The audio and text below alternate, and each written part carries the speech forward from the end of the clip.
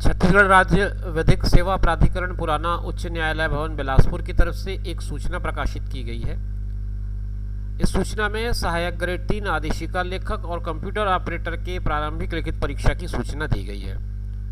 दोस्तों नमस्कार, आप देख रहे हैं जीरो पीरियड के इस वीडियो में हम लोग बात करेंगे विधिक सेवा प्राधिकरण बिलासपुर के एक सूचना की। ये सूचना उन्होंने जारी की है सहायक ग्रेड 3 आदेशिका लेखक और कंप्यूटर ऑपरेटर के पद के लिए जो पिछले दिनों आवेदन मंगाए गए थे उस पर आयोजित होने वाली प्रारंभिक परीक्षा के लिए। सूचना में वो लिखते हैं, छत्तीसगढ़ राज्य विधिक सेवा प्राधिकरण बिलासपुर के द्वारा विभिन्न रिक्त पदों पर की जा रही भर्ती कार्यवाही के अनुक्रम में सहायक ग्रेड 3 आदेशिका लेखक कंप्यूटर ऑपरेटर इन पदों के लिए प्रारंभिक लिखित परीक्षा हेतु कुल 16,182 टोटल यहाँ पर एप्लीकेशन मिले थे 16,182। इन आवेदनों के बाद 42 परीक्षा केंद्र बनाए गए हैं, 42 सेंटर हैं टोटल। इन सेंटर्स में एग्ज़ाम होना है। इसकी लिखित परीक्षा इन केंद्रों पर 10/3/2024 यानी कि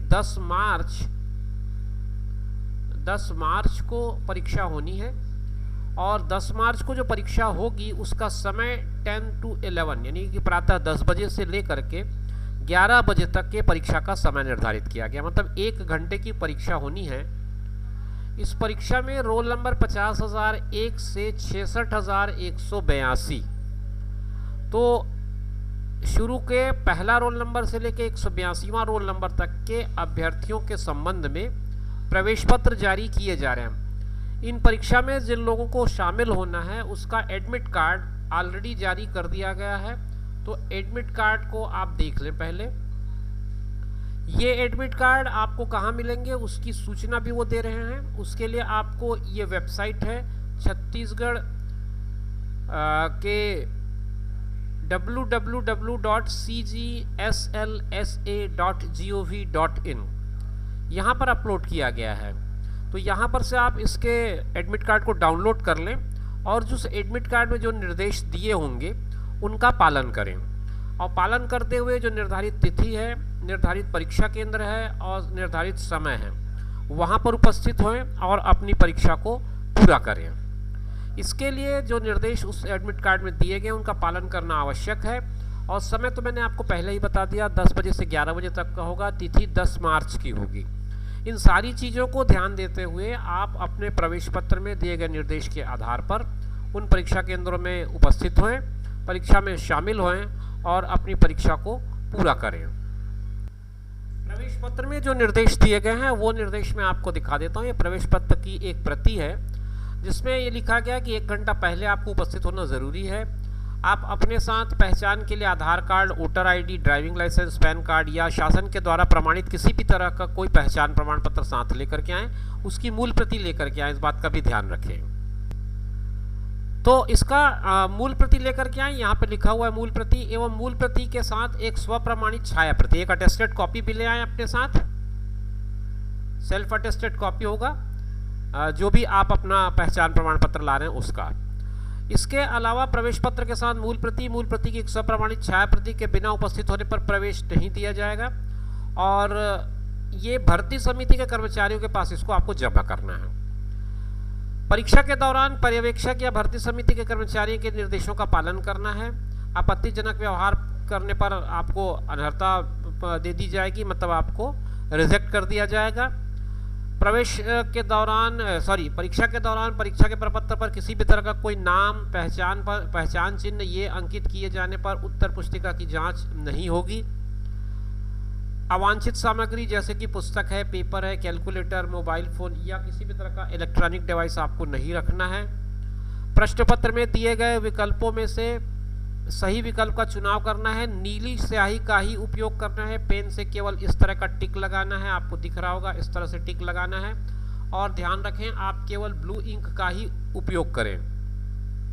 एक से अधिक अगर आप लगाएंगे या अन्य कोई चिन्ह लगाएंगे तो उसको आपका रॉन्ग मान लिया जाएगा। एक से ज़्यादा आपको टिक नहीं लगाना है या फिर ब्लू के अलावा कोई दूसरा रंग का प्रयोग करोगे या कोई दूसरा टिक लगाएंगे तो इन सारे कंडीशंस में आपके आंसर को रिजेक्ट कर दिया जाएगा।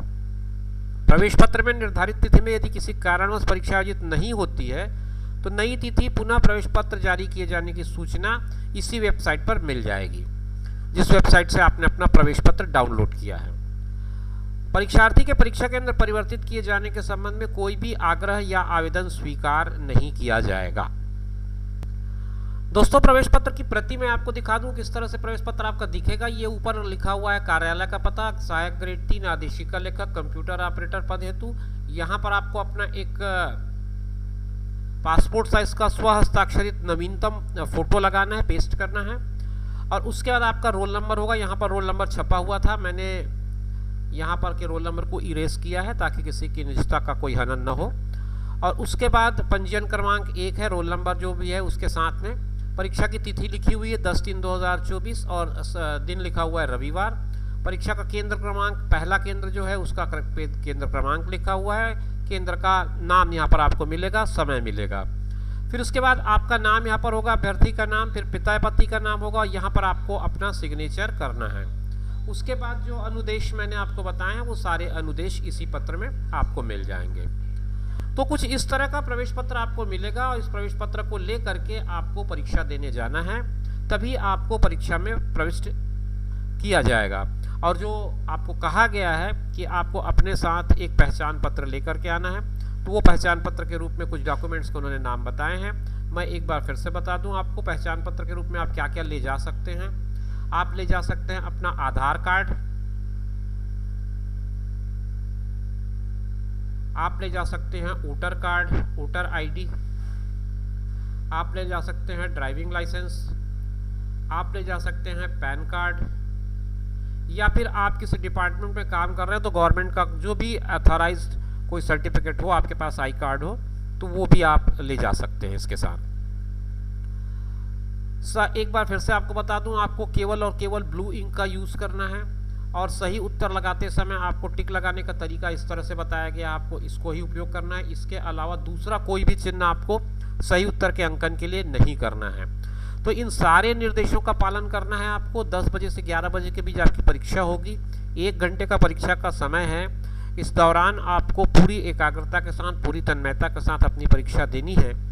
आपको हमारी ओर से शुभकामनाएं और आप इस परीक्षा में अच्छे से अपीयर हो सके, सारे डॉक्यूमेंट्स के साथ जाएं, किसी तरह की कोई दिक्कत आपको ना हो, इस बात का ध्यान रखें। और अगर आपको अभी भी किसी तरह का कोई शंका आ रही हो तो कमेंट बॉक्स में आप कमेंट लिख सकते हैं। हम कोशिश करेंगे कि आपकी समस्या को अगर हमारे स्तर की हो तो ज़रूर उसे सॉल्व कर सकें। इसी तरह के इन्फॉर्मेटिव वीडियोस के लिए आप हमारे चैनल पर बने रहिए।